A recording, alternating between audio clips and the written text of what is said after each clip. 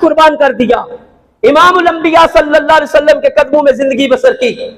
حضرت مصعب بن عمیر جب احد شریف میں شہید ہوئے نا، جب دفن کیا گیا صحابہ کرام کو، میرے آقا علیہ الصلوۃ والسلام کی بارگاہ میں چند صحابہ آئے، آگے عرض کرنے لگے حضور مصعب بن عمیر بھی شہید ہوئے ہیں۔ ان کو دفن کرنے لگے، آقا حضرت مصعب بن عمیر کے پاس فقط ایک چادر ہے، یا رسول اللہ صلی اللہ تعالی علیہ وسلم اگر وہ چادر سر پہ دیتے، سر ڈانپتے ہیں تو قدم ننگے ہو جاتے ہیں، آقا اگر قدم ڈانپتے ہیں تو سر ننگا ہو جاتا ہے، یا رسول اللہ بتائیں کیا کیا جائے؟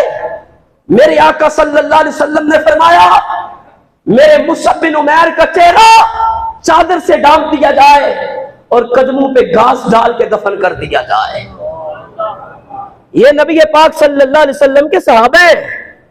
جنہوں نے دین اسلام کے لیے قربانیاں پیش کی، تو جب نبی پاک صلی اللہ علیہ وسلم کے صحابی کا نام آئے تو ہمارے چہرے پہ خوشی آ جانی چاہیے کہ میرے آقا کے تارے کا نام آ گیا ہے۔